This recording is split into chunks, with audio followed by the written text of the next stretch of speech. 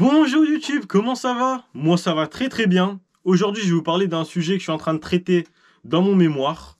C'est la stratégie de recrutement des clubs de foot avec la data. Et je vais me pencher plus particulièrement sur le club de Liverpool.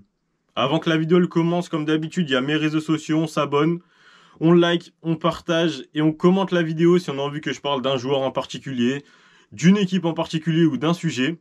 Je vous souhaite une bonne vidéo.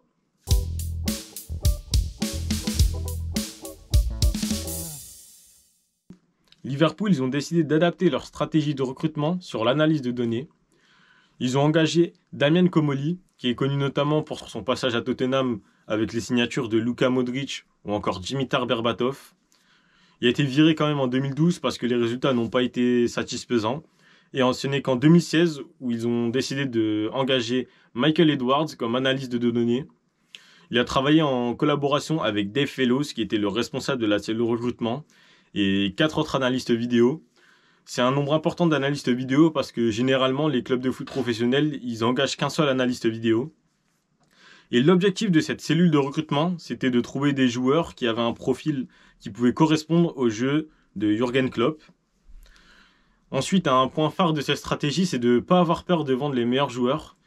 Liverpool, ils l'ont fait notamment avec Luis Suarez qui a été vendu au FC Barcelone, tout comme Philippe Coutinho qui a été également vendu au FC Barcelone, et Raheem Sterling qui a été vendu à Manchester City. Et il faut remplacer ces joueurs par des joueurs à faible coût, mais à fort potentiel. On a notamment l'exemple de Divock Origi ou encore Roberto Firmino. Et cette stratégie, à long terme, ça permet d'augmenter la valeur marchande des joueurs sur le marché des transferts. Donc qu'est-ce que la valeur marchande des joueurs? C'est l'évaluation du prix des joueurs. On a 3 exemples qui sont criants. On a Sadio Mané qui est passé de 41 millions d'euros à 120 millions d'euros. Mohamed Salah, lui, il est passé de 42 millions d'euros à 150 millions d'euros.